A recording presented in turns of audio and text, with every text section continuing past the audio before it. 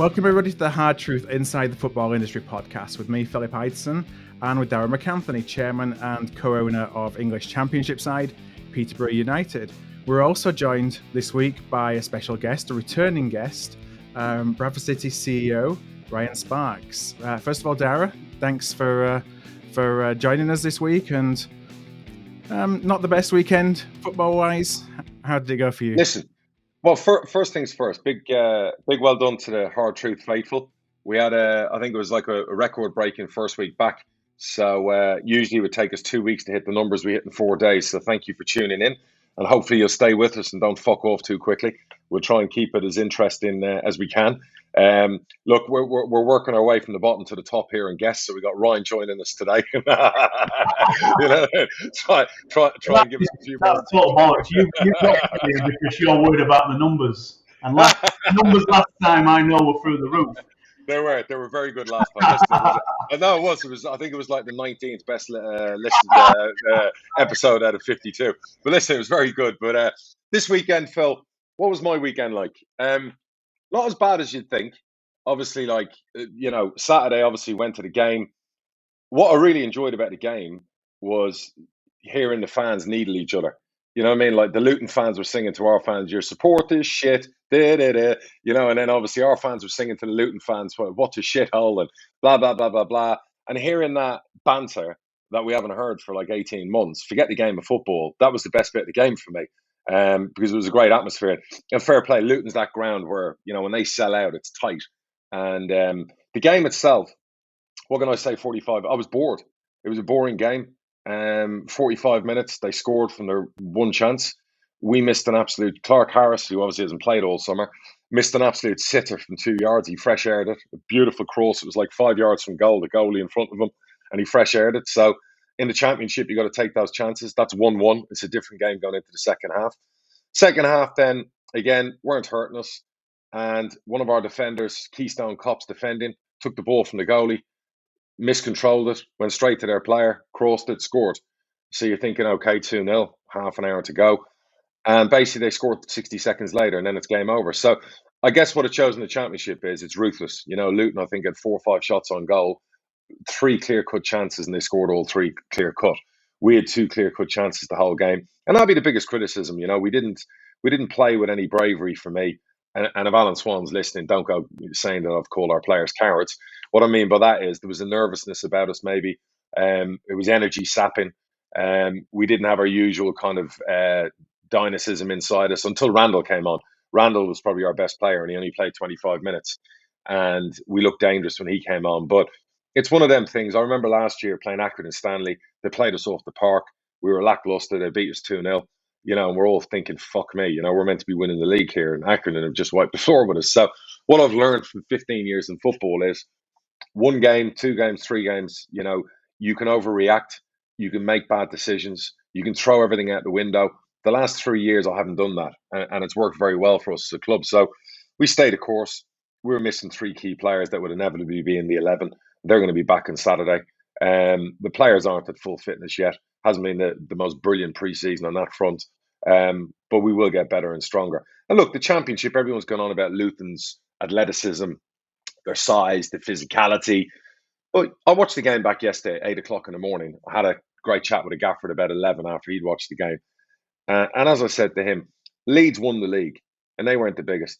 They weren't the most athletic. But what they were is they were super fucking fit. They were super quick. You know, they played through the lines. You know, they used a brand of football that it didn't matter how big and powerful the opposition were. They just wore them down over 90 minutes. So we know inches are going to be critical for us this season. And we had a game plan going in. And we stick to the game plan. And I've got it. There's two signings we still have to make that we've been waiting. And hopefully one, if not both, get resolved in the next 10 days. And that's going to be critical to where we go and what we do. So, you know, the other thing I'd say as well is we're at home this week. We were one of the best home teams the last 2.5 years in the league.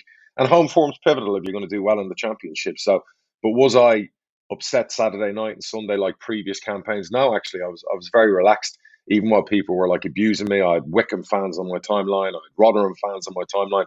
Fuck knows why they're, you know, on a championship chairman's timeline.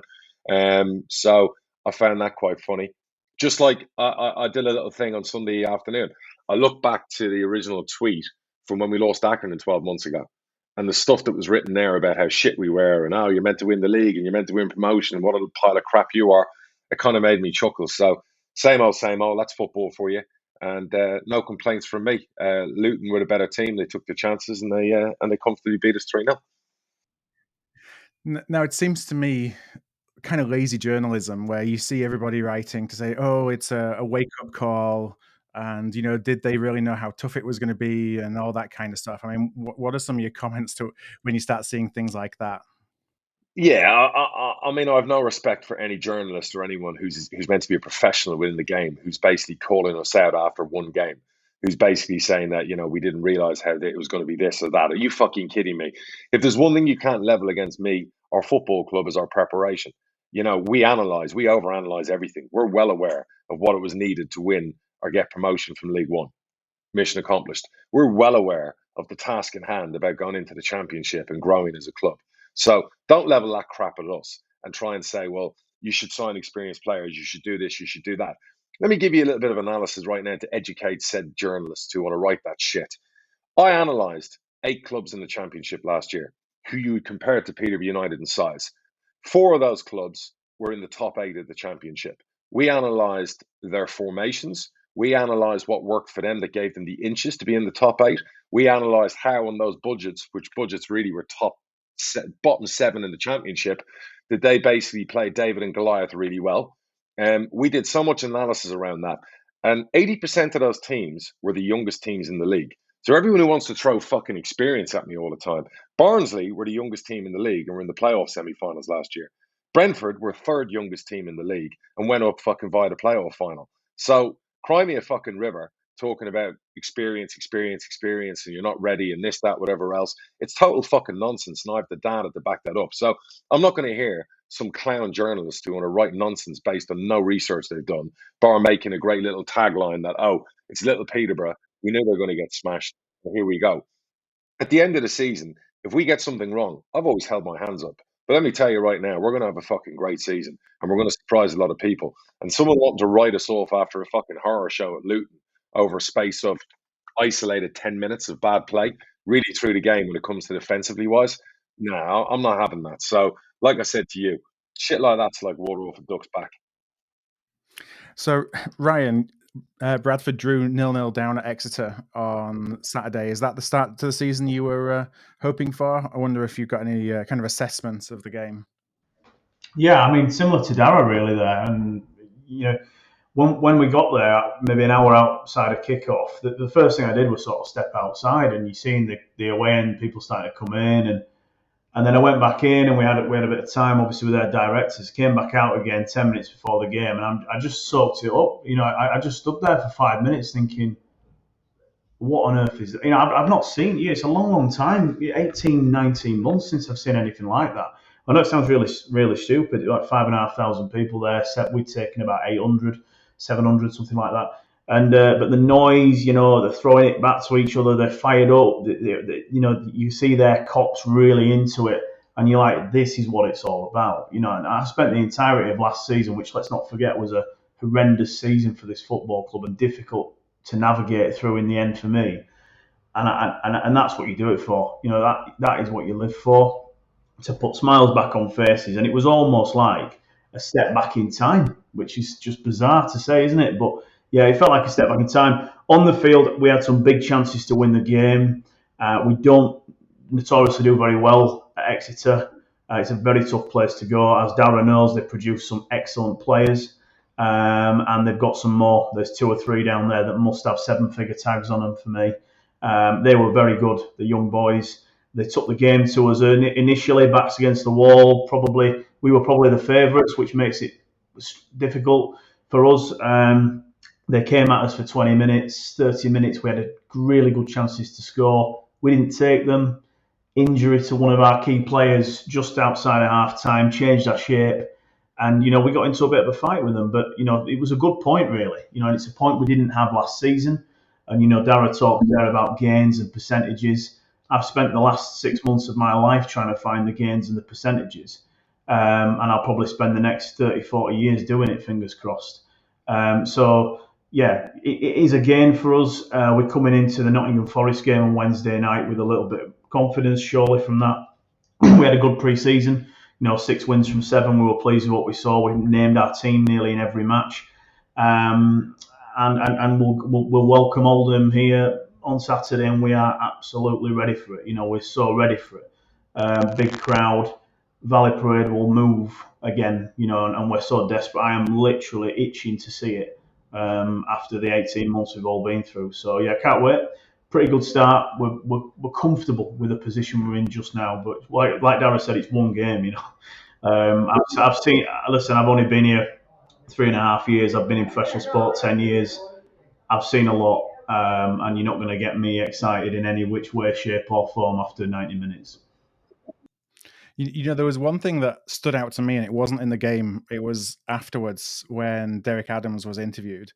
And, you go to Exeter, and it's a place where we would be happy with a point. You go there and you kind of, at least City teams years gone by would be expecting probably to lose, and you go out with a point and you're kind of celebrating that.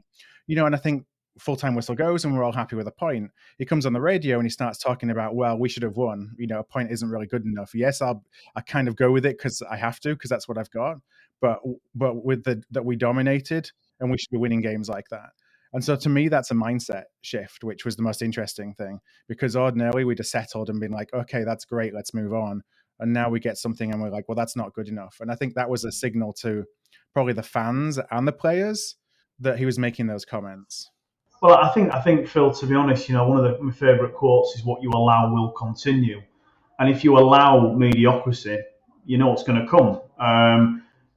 The mindset here is we want to win very badly. We work extremely hard to do that. It's not a case of just chucking 9 new players in and a new manager, cross your fingers, see what happens. We spent the summer reviewing our scientific setup, which was virtually non-existent. We've looked at the way how unfit we were and why. We've made staff changes. We've invested in the back room, which has not been done here for a long time, and we've made sure that every single person who's in that backroom staff is the right person, not just for their job, but for our culture. And our culture is not to take part. I'm not doing this job for a clap and a prawn sandwich on a Saturday. I'm not interested. I want to win, and I want this football club to be in a position that it should be in. And that will not come by putting a deck chair out saying, "Oh, isn't it a nice stadium and we're playing claret and amber and no one else does." It doesn't matter. It doesn't matter. And Exeter don't care, and Oldham won't care on Saturday. So in Derek Adams, I have a manager that completely suits my mentality, and you need that, because if you're working with someone that doesn't really get where you're at, you're ultimately not going to achieve anything. It's the right hand and the left hand need to be on the same page for me, and that's how the culture then goes into the backroom staff down at the training ground, and into, so if you like, the backroom staff at Valley Parade. If the two people running those areas are on a different page, you're going to be on a different page. Simple as that. So that's how I see it. And yeah, I think he's right. He could see what I could see. We had moments there, but let's not take anything away from the fact that we went into a cauldron. It's difficult. 5,500 of their supporters in there. It's a very expensive time to go down to Exeter at the moment. I thought our support given that was phenomenal. But yeah, look, we can't. It's 1 point, not 3, but it's not the end of the world by any stretch of the imagination. We're pretty pleased with it. So there were lots of late goals, Darragh. I think I counted 13 from the 85th minute on. Is that a fitness issue at this point in the season? Is that to be expected? Yeah, that's definitely fitness related. That's basically pre-season. These players aren't fully at their optimum until probably middle of September. So the first 4 or 5 weeks is always going to be those who are fitter are going to score late in games.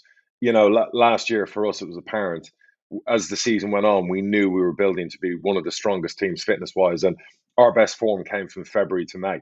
There was no coincidence in that. There's no coincidence we won promotion in a 96 minute scoring goals. So you want to have a successful side. Look, Ryan's talking about something that's key there.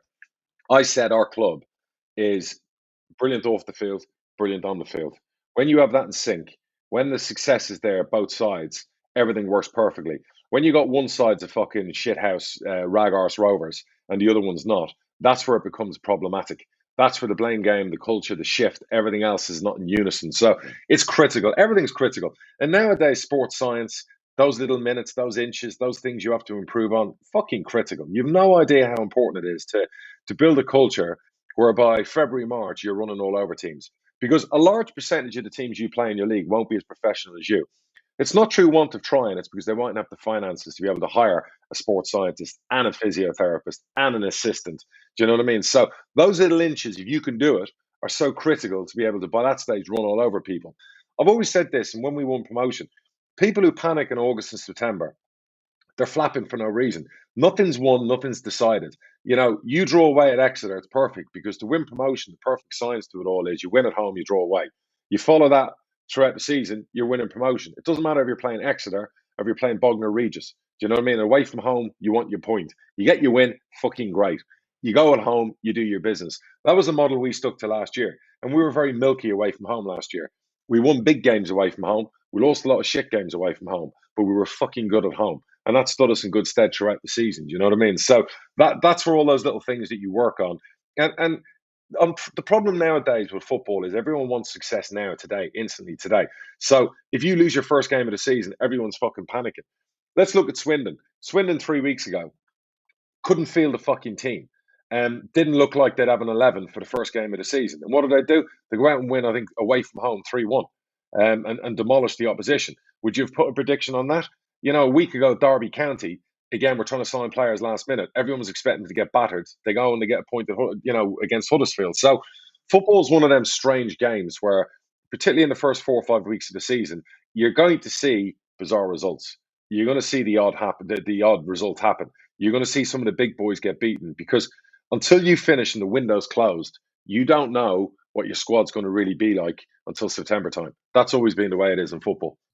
Now, you mentioned, well, actually, I want to come back to the fitness issue because, Ryan, you said something, and I know that over the summer, that's something where you've invested a lot of focus. What did you find, and what was kind of the vision for bringing more data and statistics and analysis around fitness and sports science?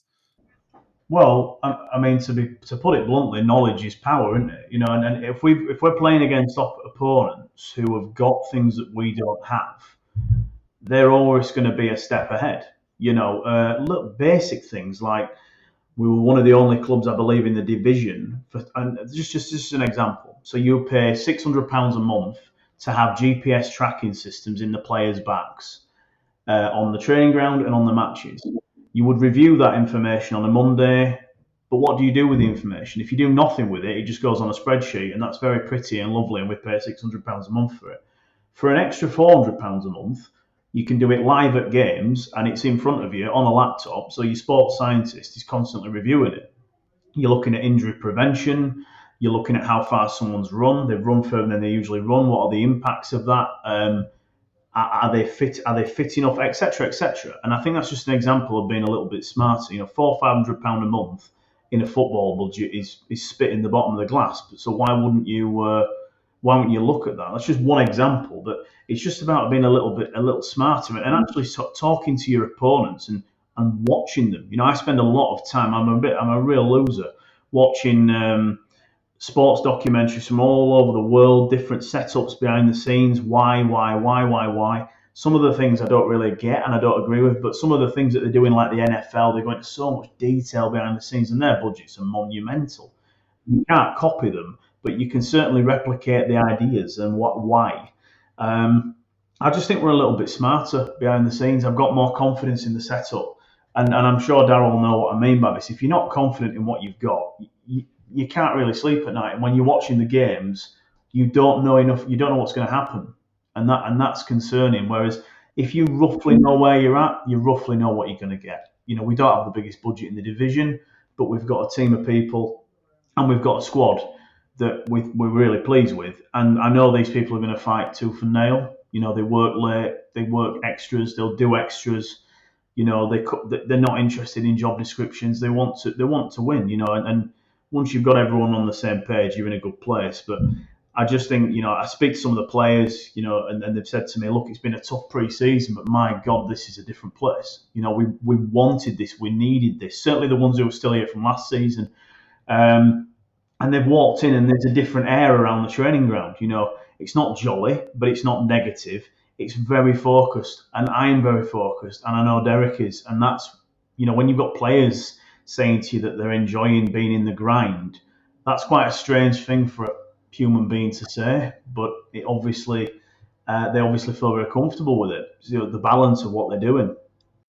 When you have a manager like Derek, Adams walking into a training ground, the first thing he can say to all the players is, I've taken a drop to come here and win promotion with you lot. So I've just won promotion.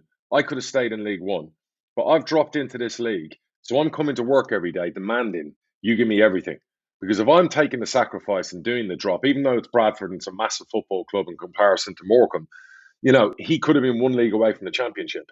But he's actually come to Bradford to see those players every day and go, we're here to win promotion. That's the mindset. That's why it was a good appointment. Something tells me you probably tapped him up before they won the promotion against Morecambe in the final there, Ryan. He looked like a man who was happy to win promotion, but he knew he was staying in League Two. So I'm only joking, by the way, out there for you. Yeah, Morecambe are well aware that I wanted to bring Derek Adams to Bradford City immediately. And I was very, very honest with Morecambe. I know other clubs in the Football League were not about Derek Adams' availability.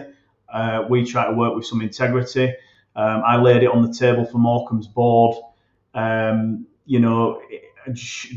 their playoff campaign was commencing, that I make no secret of the fact that the second it's over, we'll be knocking on the door. They didn't want to talk about it then, which is understandable. I wanted them to talk about it. So, then of course, as soon as it had finished, I rang them. We had the conversation. I spoke with Derek, and we closed the deal quickly. Don't forget, I met Derek in December for the first time, and there was obviously an understanding there. I respected him, but just the way we were at the time, I felt it was the wrong decision.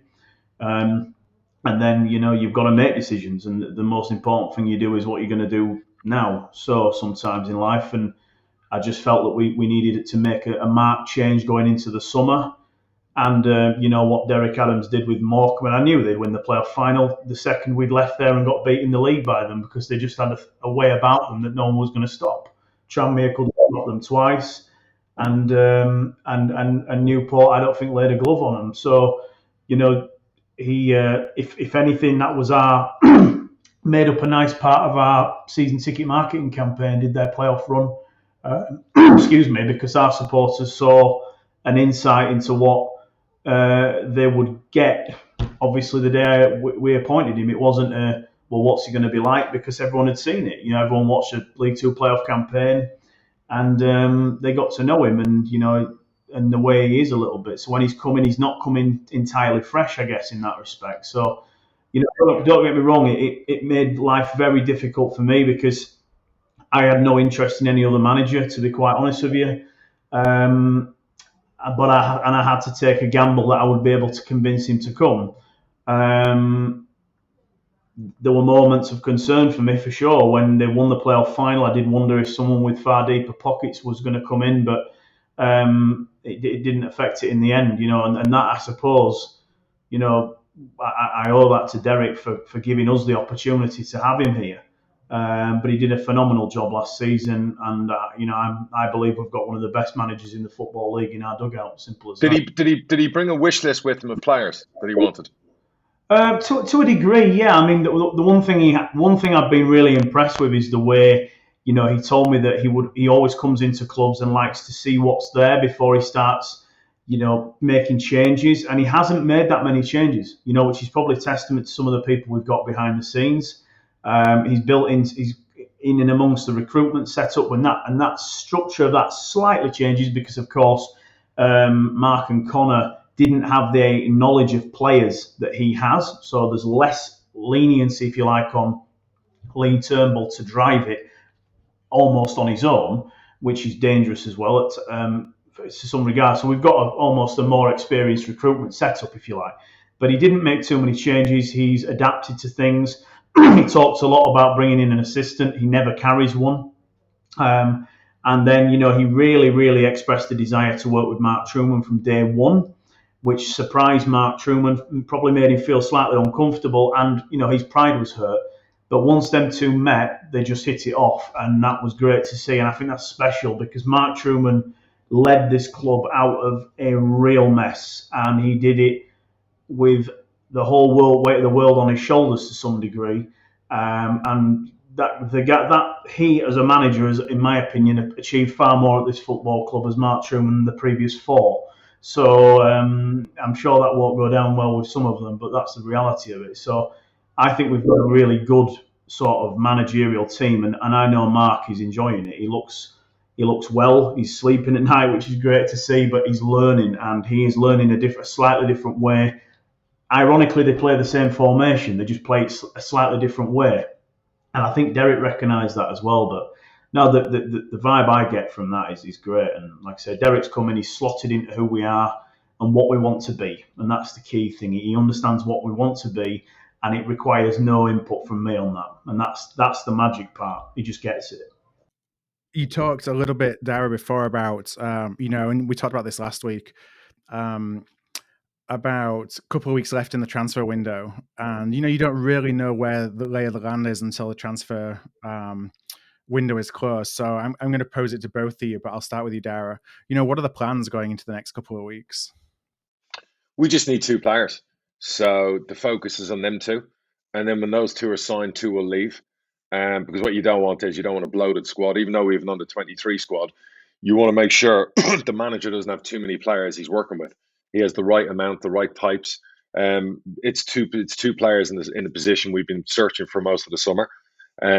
One of them is possibly a player coming from the Prem.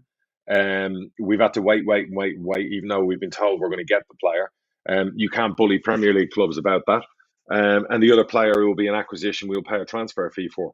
So once we get them 2, I'll be in very positive mood by the end of the window, and also clean up the little injuries and niggles we've got at the moment to some really key players. Like, Dembele, Jack Taylor, Marriott, well, there's millions of pounds worth of talent sat right there on the treatment table that we need to get on the pitch. So they're hopefully all back against Derby, and that's going to be really important. We've got a couple of big games on TV now before the end of the window, and a chance for the players to show actually, Luton, was a bad result and a bad first day of the season, but we're actually a very good squad. I'm very confident. We now officially have the youngest squad in the championship. I think the average age of our squad is 22.4 years old, but it's full of talent. We paid obviously 7 figures for Randall. He's kind of like our Grealish. He's a special player. And in 25 minutes on Saturday, wow, he blew everyone's mind. The way he played, it's like he belonged at that level. So they're the kind of players Peterborough's all about. We're not going to get away from that. But we're definitely going to bring a bit of steel in there in the middle. It's going to come in and help Jack and George Grant. And then obviously move players out. Because as I said to you, you don't want too many players in the building. It's not a financial thing. It's purely a numbers thing. And it's prudent and good business to do that. You know what I mean? And once we finish the window, we'll have done very well. What we've spent is what we brought in. And that for me is in the current financial climate and post-COVID and everything we're still dealing with is sensible business. And, will we lose a high level asset like a Dembele? Quite possibly, but we're covered. We brought in players in that position, and we're not going to lose sleep if he goes, and we're certainly not going to lose sleep if he stays. So that's where we are mindset-wise anyway, going into the final couple of weeks. Ryan, how about at Bradford? You have the number 10 shirt, I think, still waiting. Are there still plans to try and fill that one, or are you looking elsewhere? Well, look, I mean, I'm of the same opinion, Darragh. There, I think this transfer window warms up big time in the final 2 weeks of it. We are in a quite a strong position. We've got 1 injury, and we'll have a look at Oscar. I think he'll be okay. We've got 1 injury, and that is down to the gains we've made. Our injury prevention is far higher because we've signed players that don't get injured, and we look after them better. So that's one thing that's put us under no pressure. This time last season, we had a bigger squad. We spent more money on it, and I was petrified of what was going to happen. And you saw what happened. We nearly got relegated. So at the moment, we're fine-tuning the squad. We're definitely not done. I think we'll do business right up until the final hours. Why not? Some of the best deals come that day. Some of them don't. We probably need a little bit more cover in a couple of areas. But Derek is very keen, as Darragh said there, to carry a 24-man squad. So you're not working with too much, but you have got you've got 2 players for every position. At the moment, we pretty much have that. but there's a couple of little areas that we perhaps need to fine tune. But again, the next 2 or 3 weeks, you're going to play like 5-6 games. We're going to find out a little bit more about where we're at, but we're comfortable. We're not running around. If anything, we're just tightening the bolts, and that's a nice position to be in, because last summer, without going into too much detail, you'd have been pressing some certain buttons on your keyboard for me. But never mind, that's gone. So we're in a better place than we were 12 months ago. But you're never ever satisfied. I don't know if you guys are the same, but I'm never satisfied by anything really. You could be top of the league, 10 points clear, and I think we can do more. And I think when you think you're doing okay and you think you're on the right track, put some more adrenaline in, because it usually helps. Now, are you going to tap into the loan market, do you expect? Potentially, yeah. I mean, it's not for table. We've actually loaned nobody yet, which is different. But for sure, because you're going to now see what we do see, which is the Championship starts, the League One start, even the Premier League start, and players fall out of contention, and then the domino effect starts down the leagues. A Championship club like Peterborough may take a Premier player, and then Peterborough have a surplus player that we're interested in, for example. And they're the players you're looking at, because they will ultimately improve you if they're playing at a higher level, as long as they've got the right attitude and they fit, our profile for that position, both from a finance and a mentality perspective, and that's not the easiest part to sort. But yeah, no, look, I think there's going to be a lot of available players in the next 2 to 3 weeks, and players that you did not expect to be available. That always happens, and we've left a little bit in the budget for that moment. You know what I mean? And our season ticket sales have allowed us to leave even more there, in case we need it, and that's not a bad place to be in. And of course, we'll also undoubtedly, potentially with injuries and who knows what, need to further strengthen in January. So our recruitment won't end on the 31st of August. I can assure you. Now, Darragh spoke last week a lot about agents and families and kind of the difficulty in getting some deals across the line and some of the money that was being thrown around. And I just wonder if you've seen that in your negotiations with players, maybe some unrealistic expectations and things starting to get a little bit more realistic because we're getting close to the end of the window, or kind of were our plans hampered in any way by crazy demands? Yeah, I mean, we've very, very, very simple situation for us. We know what we're willing to pay for a player in this division for the position they play and what they can or cannot provide. And if they don't want to come, they can go somewhere else. We've got no problem. I said it. I think the day I took the job, that my desire was to make this football club a destination for people, not a meal ticket. I've stood by that. We've moved on players that are earning £3,000 and £4,000 a week, and we've replaced them, in my opinion, with better players that are earning £1,000 to £2,000 a week, which is League Two money. You should not be spending what we were spending on fullbacks, and you shouldn't even be spending it on centre midfielders or strikers. And I'm completely comfortable with that. We've been in for 5 players who are very notable in this division and the one above, who they weren't interested in signing for us because they want to win this league with us and they want to play in front of 15,000. They wanted to get paid up. And that is just not the way we run the football club, on or off the field. That is not the Bradford City culture that I'm trying to build. And if you let that in, you're done. And we've done that for the last 4 years, and we've gone from the top of League One nearly to the National League. So I actually don't care if no one agrees with it. I've seen it with my own eyes. You create a real difference. And I know Darragh has a similar model higher up, where you pay lower basics and bigger bonuses. And I had the same conversation with an agent about a striker that we have signed, I'll be honest. And I said to his agent, he sort of said, well, the money you're offering would suggest he will be a bit part player potentially. I said, well, if that's his attitude, don't bother. And he said, no. He backtracked quickly, because that's what agents do. But ultimately, I was stunned by that comment, because if I signed for Bradford City, I would force my way into the team at all costs. I don't care what I'm paid. And then at the end of the season, I'd knock on my door and say, new contract, new salary. I've worked my backside off for it. It's incredible. But it's as though COVID didn't happen, really. I mean, some of the numbers that are flying around at League Two level, I think it's nonsensical. And the pressure, by the way, that people who sit in seats like mine put on themselves, signing off budgets and big fees for players that probably aren't of that value, that is where you do have problems, because I can sleep at night with the work we're doing and the pressure, what pressure I'm putting on the business, because I know we can afford it, and I'm not going to put the club in any sort of jeopardy. But there are some clubs in this division, their budgets are outstanding, and if they were working to their actual budget without mass, if you like, a benefactor chucking in the cash, it would be hundreds of thousands rather than millions. And some of the stuff that you're now seeing in the National League is every reason why I never want this club to end up there, because I have no idea how it gets back. The money in the top 7 of the National League, as I said, when the salary cap hit came in and the EFL kind of went, oh yeah, we didn't think about that one. They'll outspend you. The National League clubs will spend more than the League Two and League One salary caps put together, some of them. Another reason why it didn't make much sense to me. But yeah, look, that's I can't speak for Darragh about some of the stuff. Some of the conversations I have with agents and what they think a player's worth. Come and play here in front of 15,000 and handle it. Then we'll see what you're worth, because playing in front of 2,000 or 3,000, it's a different pressure, and the expectations at other clubs are different. And that's why when we draw away at Exeter, you get a little bit of panic amongst certain people, because on paper, wow, we need to win that game, but it has to be put into context, And to be fair, I think our supporters took the Exeter result quite well. They understood that it's part of the process. It's a start point for us, and it's not a bad one. And we played quite well, and we played different. We look different. We look like we've got an identity on the field, which is something I'm so passionate about us having. Two things are key when you're doing business in the transfer market. One is what Ryan's talking about there: ambition over greed. That's what's built over our office door. And if you're coming for money or to get paid at Peterborough, you're in the wrong spot.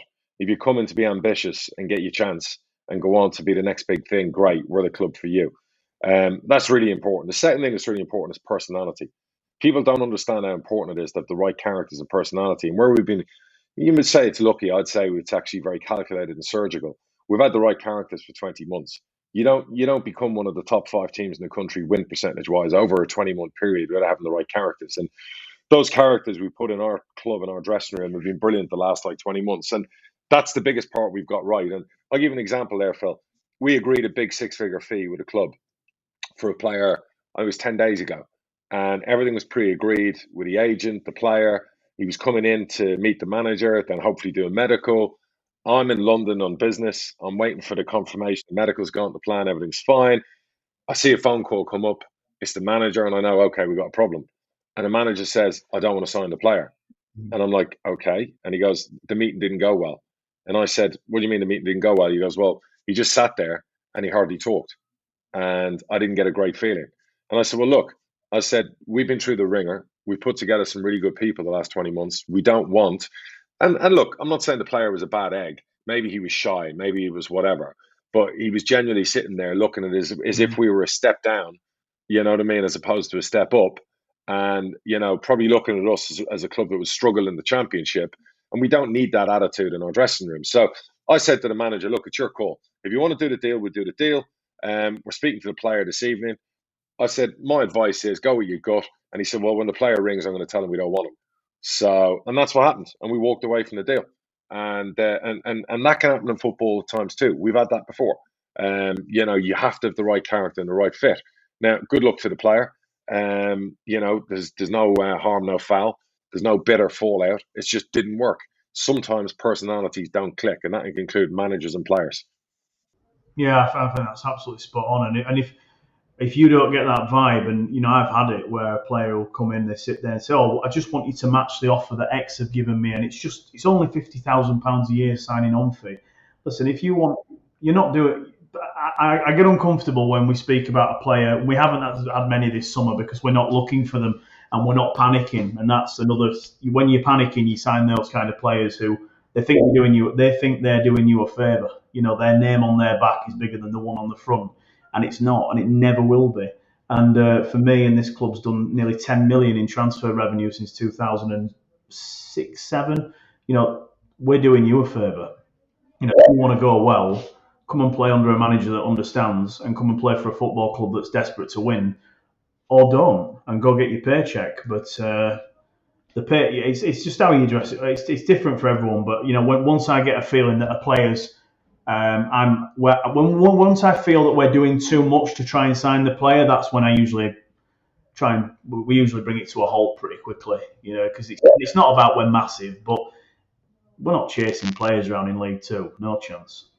Darragh, how Ryan talked about not paying outside of that structure of like what you believe somebody is worth that position, and it's the model you've been doing for 15 years, and I'm sure you'll have done your research, you've found a gem, you've had them watched, you've all come to a consensus this is the player you want, you sat around the negotiating table, and they're just wanting that bit much more, and there's just that gap. Like, how do you say no? How do you have the discipline to think, what, despite all of that, I'm going to walk away? Yeah, you just say no. It's amazing how many people can't say no. And what you have to look, we all get excited when we're making a signing and we think we found the one. And of course, the natural instinct is to go, oh, fuck it, I'll just go the extra 500 quid a week, or I'll give an extra 2 grand to the agent, or I'll do this, or I'll do whatever else. Sometimes you get to the point of no return where you just go, you know what? No, it's a no, because I'm not getting the feel here. The money seems more important than the actual move. And look, we've had it where the player comes back to you. We had it with a player we signed this summer. At first, it was ridiculous, the agent's demands. That's not the player, that's the agent. They're trying it on. But it was so far out of the stratosphere, it was like, fuck off. And eventually, week by week, they come back to you.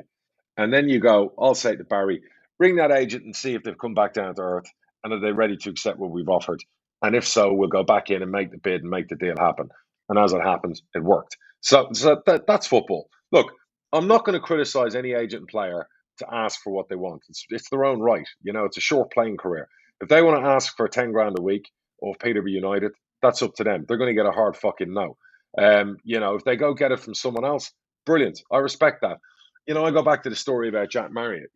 He was on, I think it was 3.5 grand a week at Luton in League Two a few years ago. And he was fourth choice striker. And we had conversations and we told him at the time, the only wage we had available was 1,800 quid a week, plus £1,000 to start, £1,000 a goal, golden boot bonus. But we'd help relaunch his career from a fourth choice striker to a number one, and we'd turn his life around. And he took the pay cut. We paid like over 400 grand, but he took the pay cut to come to us to show that he wanted to go back upwards. Now, that's the kind of character I'll have all day long, because what he was saying right there in that moment is, I'm trusting my football over money. I'm chasing my football career over money. I'm going to take a 50%. Not many people will take a 50% pay cut to follow their dream. But at 22, he was like, I can do this. I'm not 29. I'm not 30. This is how I want to rebuild my career. And within 15 months, he's on 18 grand a week somewhere else. So he did the right thing. I've always said with young players, follow the football, do it right, and the money will follow. If you follow the money, it tends to go fucking the other way around. So it's not a difficult choice. And a live working example of that is some of the players we've signed. But if you look at Morecambe last season, they had players on 3 figures who are now, re-signing deals with Morecambe, and others even higher on serious money. And they they backed themselves, the manager backed them, and they believed in what their manager was going to help them deliver. And some of the deals that I know that those players have gone off and signed elsewhere and at Morecambe are eye-watering from where they were. Fair play. That sums up what you're saying, and that were a big attraction for me with Derek, because he's almost excited by the same thing that I am on that front, and agrees with it. There's a value for what a player is worth in each division and what they do in that team. The best part of this summer was talking to some players where they just cracked on without their agent's involvement and said, get me through the door.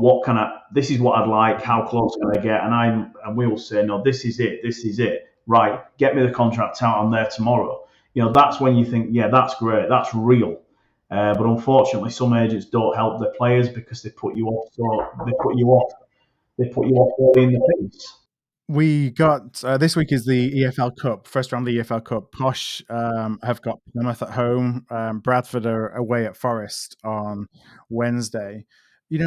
Ryan, how are you kind of looking at the League Cup this year? Is it something of that we can go far as how far, second, third, fourth round, whatever that may be, or is it something that's a little bit of a nuisance? Like for the football club, how do we see the League Cup? No, it's not a nuisance. I mean, we've got a manager who obviously wants to win every game he plays, and so do I. Um, the way we do the model we run here and our financial structure, we obviously look to make gains. You know, our dream scenario is that we get promoted this season and, of course, run well in the cups and carry a very, very strong playing budget into League One, without putting the club under any threat of long-term threat or even short-term threat. So, no, the cups are important. They're all very different. The Carabao Cup is, in my opinion, it's a gate receipts cup. You know, that's where the money is with that, and it does take some time to get it. We've obviously got Nottingham in the first round. That will help. The FA Cup prize money, excellent. If you get going, TV revenue strong, and you get your gate receipts. The Papa John's Trophy, a lot of people laugh it off, but I know Portsmouth made £1 million profit out of it. We'll be competing in it. You know, we're going to try and compete in it. We're not going to turn up for none of them. You know, there's no game that we'll disrespect. And you know what? I think that's important, because once you allow your players to see that as well, that creeps in. It creeps in, and I saw it pre-season. You know, our mentality was to take our best team, almost our 11, to even local clubs. Chesterfield, we played very much a B team in the first half, with a blend of some starters, and then second half we ramped it up. But you can see the mentality. There's a ruthlessness to that approach, and it's that no one can be taken lightly in no competition. And we'll see where it gets us. But no, cup revenue is as important as transfer revenue in League Two. And if you get it right and the gods shine down on you and you have some games, as you well know, Phil, a long time before I was here, this club made millions and millions and millions of pounds profit, which undoubtedly took it into League One. It's a different time now. We're slightly bigger now. We're commercially a bit stronger as well. But you know, I think that could really help us. You know, if we can get some cup revenue together, we budget for very little. You know, we budget to get knocked out in the first round of every cup, because it would be very, very naive of me to budget for anything else, obviously. But the second I see us go past those numbers, I can place that cash straight into the manager's hands if we need to, either this season or next. Darragh, how are you taking the cups this year? Listen, last year was a shit show. We lost to League Two club in the first round of the League Cup. We got fucking dumped on live TV by a non-league team out of the FA Cup. And then Tranmere beat us, I think, in the quarterfinals, I think it was, of the EFL Cup, which we'd won before. So, and we ended up having our most successful season for years. So you look at the Cups for a couple of things. One's the money. Follow the money. So if you do well in the League Cup and the Championship, you've seen sides like Brentford get to the semi-finals. That could be an extra £1 million in your budget for January. If you're in League One and League Two, you should want to win the EFL Cup. I've won it. It's a day at Wembley. Bradford get into Wembley, you would easily make £1 million out of that, because you would have 50,000 fans buy tickets. Not only that, it's a trophy to put in your cabinet. We as clubs lower down the pyramid don't get a chance to win trophies very often. So the minute you can get to enter one and put one in your cabinet, you fucking go for it. I loved winning that cup. I can say in my 15 years in football, I've won 4 promotions and a cup. You know, that's something I look back on and go, I love that. And that's so much. And the other thing is, you can use your younger players in the early rounds, so you can see what your teenage talent's like. I'm not really we're playing who? We playing Plymouth tomorrow night. If we win, great. We get knocked out. I'm not losing sleep about it. I'd love to make some money in the cups, but it's not the be all and end all for us at the moment. You know, I think he's playing a younger team. He's not playing the whole first 11. But they're good enough to get through in that cup. And I know if you end up getting a Liverpool away from home or a Man United away from home, they're not going to play their full strength side. So not only do you get a chance to go and earn 400 or 500 grand, you get a chance to win. You know what I mean? And again, make history. You know, when you see Bradford years ago going and beating a full strength Chelsea side away at Stamford Bridge, you know, getting all the way to the League Cup final, I think they cleared some of their previous owners' debts. So cup runs have loads of benefits. In saying that, they can also be a distraction. So it just depends on who the club is, how strong your squad is. Can you do both? Can you go all the way to a cup final in the EFL Cup, and can you win promotion at the same time? Depends. We've seen it done before. Bristol did the double. Barnsley did the double. There are clubs who've done it over the years. So, you know, I'm an old romantic. I love a good cup run, but I don't think my manager shares that passion. Yeah, I see it. I see it pretty much the same way. I'm not going to. I wouldn't be devastated by losing to a championship side tomorrow on Wednesday night, but yeah, you know, I just know what the potential can be, and I think you've just nailed it for me. Bradford City and Wembley, it did go hand in hand very quickly, but doesn't, and our trophy cabinet is a history lesson. It really is, to be honest with you. Apart from a playoff League Two final, win, that is pretty much it. We won the FA Cup in 1911. We haven't won a cup competition of any kind of real strength since. So, and you look at the results and you speak to the clubs. That's the key. Speak to the clubs that have done it. You just touched on it there. Financially great, memories great. No one can ever take that away from you. I would love nothing more.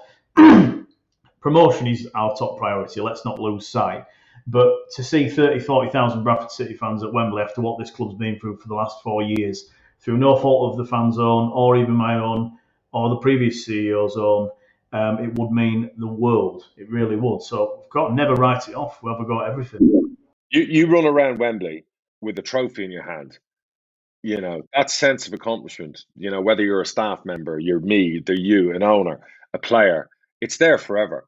And you're part of history. And for clubs down at our levels, when you're not winning trophies consistently, you can't take that away. So people who turn their nose up at the EFL Cup or the EFL Trophy, whatever you want to fucking call it this year, shame on them, because a lot of them who turn their nose up and haven't won it. So they don't know the feeling, you know what I mean? So winning's winning. One thing that's funny, Ryan, you mentioned about going up in the League Two playoff final, the year that we got to the League Cup final, and we didn't really start to mount a threat to get promoted until we'd played the final. So the distraction was there. But then once the cup competition was kind of out of the way, that's when we started to kick on and actually got the promotion. So, it is hard to, you're kind of playing Aston Villa on one day, and then you're playing, I'm not sure, not to be disrespectful to them, but somebody like Crawley the next day. It was very different from a motivation perspective. So it was only when we finished that cup run that we started to look at getting into the playoffs. But the players got a smell for it though, Phil, about that, what it looks like to win. And that's when people get addicted to that, So, yeah, I get that. And it must be difficult, but hey, we'll see. So we just got a few minutes left. I want to go outside the EFL to the Premier League, because we're kicking off the Premier League, I think, this weekend. At least as we record on Monday, it seems that Harry Kane is still AWOL. Darragh, I know you spoke a little bit about that on the Sky Sports News show last week. What are your thoughts? Why is Harry Kane doing this? And what are your thoughts about him? What's he trying to achieve? Well, he's trying to achieve that at the age of 28, this will be the last time he gets a chance to move. And with all due respect, Tottenham aren't winning the Premier League this year, next year, the year afterwards. So he probably sees the one thing that will be missing in his career when he looks back will be very Alan Shearer, bar that Premier League at Blackburn. He'll have all these goals and all these accolades, but where's the trophies? So when you see Kyle Walker sitting in a video with 15 medals around his neck, in a cabinet behind, that would make you very envious. A player who's going to end up as maybe the Premier League record goal scorer, what's he going to look back on? He's lost a Euro final. He's just lost a Champions League final. He's lost the League Cup final. All he's got is losers' medals. He hasn't got winners' medals. So one part of it's financial, of course, because he'll get 350, 400 grand a week. But I think he's a very wealthy young man. I think a large part will be he wants to go and win. And going to Man City, me and you could go on the team tomorrow and get a league title, medal, because they're that good. And, bar Chelsea, who will be their main threat this year when they sign Lukaku, really, for me, the Premier League's a two-horse race. So any player that moves from a Tottenham to go there, they're going to win. And, and with all due respect, if Liverpool couldn't hold on to Suarez back in the day and couldn't hold on to Coutinho, Levy can play the game all he wants, but to get 110 or 120 million for a 28-year-old who doesn't play 38 games every year in the league, I'd see it as good business. Because what Tottenham now have got an opportunity is to press the reset button. We've got a new manager. We've got our fans back in this beautiful new stadium. Now we've got to look to the future. Now we've got to press the reset and go out and find the 23-year-old Harry Kane, or the alike type player, who's going to lead us through the next decade of as we grow and become successful. So, for me, it's win-win for Spurs. I think they're going to break the transfer record. I think Harry's playing the game at the moment because maybe Spurs want him to play the villain. It'll play well with their fans. The Spurs did everything they could, but Harry didn't report for training. Now Harry wants to move. We did our best to keep him. Lo and behold, the last few days of the window, we had to do the right thing and sell him. So For me, that's how it pans out. Where City make the numbers work, I have no idea. But really, with what's going on in world football, where else is Harry Kane going to go? He can't go to Chelsea, can't go to Real Madrid or Barcelona. They don't have the money. PSG are signing Messi. Who's left to sign Harry Kane but Man City? Does it suggest that they're past the point of no return, the fact he would even take this action? Yeah, he's reported back and he's staying in their lodge at the training ground at the moment, going through all the fitness stuff. I don't look, forget all the past the point of no return and upsetting fans. If Harry Kane showed up next week and played against Man City and scored a hat-trick for Spurs, the fans would forgive him. Football's all about winning. Forgiveness in football is all about winning. We get angry with players, managers, whatever, but if they go out and win for us on a Saturday and a Tuesday, we forgive everything else that's come before it. It will be no different with the fans and Harry Kane. And I think some of the intelligent fans will realise, okay, it was bad advice signing a 6-year contract when you were like 25, 24, because you get into the peak of your powers and you still have 3 years left on the same contract. 200 grand a week 3 years ago was great money. 200 grand a week for a 28-year-old best goal scorer, number 9 in world football, is ridiculous, because if Lukaku's getting 400 grand a week, with all due respect, Harry Kane's worth more than that. So you've got to empathise with him. He's had bad advice. He's done bad signing a 6-year deal. I don't think the way he's gone about it, of course it's wrong, but maybe he felt he had no choice. Maybe he felt, unless I make a stink, unless I give Tottenham the upper hand to say, look, we're the good guys, Harry's the bad guy, maybe it's a whole way of it being played out. Who fucking knows? The things, for me, I'm sick of reading about it. I just wish Man City would get on with it and just go buy him. Have you ever had any players got AWOL because they wanted a better deal or they wanted out? Of course. I've had players rip up the manager's office on game day. I've had players ring me in America and threaten to fucking kill me if I didn't sell them. I've had another player, Ryan Bennett, who rang me, very emotional, and asked me if I'd change his family's life and let him move to Norwich. And the conversation was for half an hour. And after the conversation, I made the best deal possible with Norwich. It was them or Swansea. And Ryan got his dream move and went on to play 100 plus times in the Premier League. We're a different proposition to Spurs, but you have to understand there's a human nature side to football and there's a business side to football. So you try and get the human nature side right and do what's right for your player. And then you try and get the business side right and get what's right for your club. I respect players who come to work hard and make themselves available. I don't have a lot of respect for players who feign injury, who make themselves unavailable. I think that's the best course of action to get a move. And I've had that as well. And I've seen players go to the top, and I've seen really talented players end up playing 8 leagues below us. So it's all about how the player handles himself and working with us. I've always said this: any player can get a move from our football club if they work with me on it. If they work with me against me on it, then it's going to be fucking hell to pay, and their career is going to take a turn for the worse.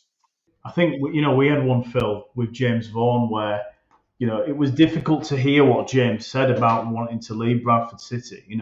Because we wanted him to be here, we wanted him to be a hero. And it was before I took over as chief executive, but he was straight. He said, I want out and I don't want to play here. I want to be nearer to home. And I would like to be able to leave the club. And instead of, once a player says that, and by the way, Harry Kane's a bit different. There aren't many Harry Kanes kicking around. However, we do have a number 10 shirt spare, so we're not ruling anything out. When we're talking about a League 2, League 1 striker, there are other options, and there are players that would like to play for you. Now, we wasted 6 months at this club trying to convince James Vaughan to come back from Tranmere and then become a hero after he'd been made unhappy, shall we say, by a previous manager and wanted out. And he saw no future for himself here. In that time, we lost out on Paul Mullin, and the list goes on. Paul Mullin went on last season to score the record amount of goals in this division, and they named a bloody stand after him at Cambridge, and now he's on a fortune at Wrexham. So I know he's gone down, but that's earlier what I was saying about the pyramid's upside down, to be honest with you, particularly when Ryan Reynolds is in charge. He's a far better Ryan than I am. So, look, it is an example. You've got to, when a player says they want out, they'll be gone for me within 48 hours. But Harry Kane's slightly different, isn't he? That's it's a slightly difficult one. But I think Tottenham are playing the PR card quite well, of course, on it. And undoubtedly he'll leave Tottenham for me. Undoubtedly. Yeah, 100%.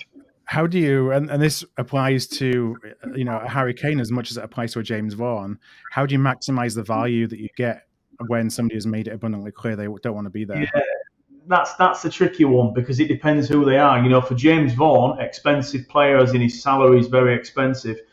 for me, it's a cut your losses situation rather than trying to get a few quid for him, because he's 31, 32 years old. The club that he went to, Tranmere, in this division, they're not going to pay a major fee for James Vaughan.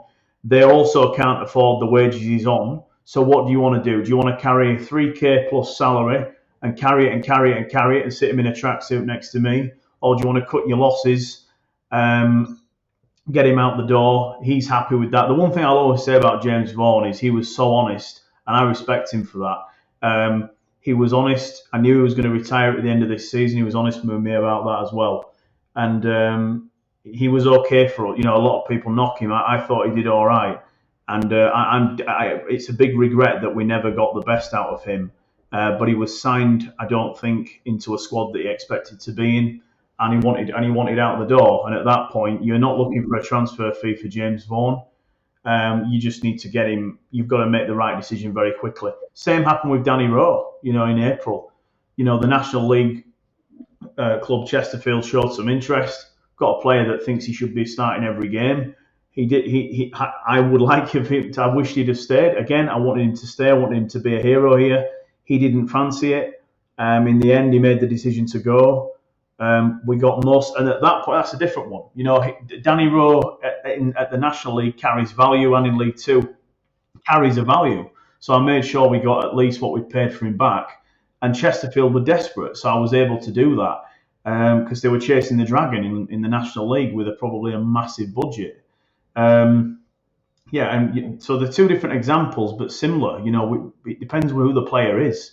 If you're talking about Joel Randall at Exeter, that's a completely different story. By the way, he's outstanding player. I'm not just saying that. I think for me, in Poku and Randall, you've signed two of the best players in this division from last season. He blew us away, did Randall, last season. So good. Okay, they cost enough. Good. Money in the bank. yeah. So, Darragh, you mentioned Man City running away with things, Chelsea really being the main kind of team that can put a glove on them, I guess. I know we're about to wrap up here, so my last question is really about Liverpool. Sure. Where are we on Liverpool right now? Where are you looking at top 4, top 6? You needing to do more business? If Jurgen Klopp challenges for a league title this year with the lack of backing he's had, it'd be another fucking miracle, because he's at one of the biggest football clubs in the world, but the way they operate financially, they're like 9th or 10th. This is a club with a group with a valuation of 8 billion when they did their recent share thing in America. This is a club that turns over, I don't know, 400 million a year, 500 million a year. And this is a club that basically won't back him to buy players until they sell youngsters for spare shillings. And if you look at the net spend over the last 6 years, I think Liverpool are below Southampton and Brighton in net spending in the transfer market. This is Liverpool we're fucking talking about. I'm watching clubs bidding 25, 35, 40 million for strikers and players, and Liverpool are trying to sell a 21-year-old youth team goalkeeper or right back or centre back to help fund their next move. And be creative financially, which blows my fucking mind. And the only reason the ownership there doesn't get absolutely battered is because Jurgen Klopp has won the Champions League, the league title, got them into the top 4 last year with all the centre back issues they had, and it takes away the shit that Fenway, would normally get. Because if Liverpool finished 6th, 7th, and 8th the last couple of years, trust me, Fenway would be under serious pressure every day from that fan base, and rightly so, because they own one of the most iconic brands in the world. So I'm terrified because our front three were stale last year, bar Salah. Firmino's not going to score more than 10 goals. Mane looked way off the pace. We're going in with the same front three again. African Nations is in January. You got 2 centre-backs coming back from bad ACL injuries. We've lost Wijnaldum in midfield, haven't replaced them. We're looking for one of the young players to step up. It's a concern that Liverpool can't go out and compete and buy a 60, 70 million pound striker to go and put a jolt up the front three. And that's why I even said I wish they went and bought Ivan Toney, because he'd be an upgrade on Divock Origi coming off the bench or one of the other players. And but listen, knowing Klopp, they're going to compete. And they'll definitely be top 4. I'm not writing them off there. But for me, it's Chelsea, Man City to win the title all day long. Ryan, last question over to you. Anything else in the Premier League you're watching for this year? No, I mean, I've got to be honest with you. I probably sound like I'm not really interested in it, but my pure focus is on where we get to a League Two, and I look at the leagues around us. I know I'm not an avid fan of Premier League football. I spend a lot of time researching my own subject, and I watch a lot of this division and the one above and the one below, and it's just purely and simply because it's my job. So, um, and with Darragh, I think the business Manchester City are doing, they're showing. Well, they're making no secret of the fact. I mean, they are using the word ambition in terms of money, aren't they? And if they get Kane, my God, what a summer. So it won't be bad if you're a Man City fan, but I don't want to sound like I don't care about it, but it's kind of it's la la land for us. You know what it really is, and we've got fish to fry that are really important. Well, on saying that, I'm going to wish you guys all the best. I'm definitely backing you for promotion, Ryan, and we appreciate you coming on to help us get our viewership by a couple of hundred people, and much needed. And I'll hope to see you during the travels this season. Yeah, yeah. Well, if we get Peterborough in the cup, Hey! make sure you put your kids out, not Randall, by the way. Brilliant.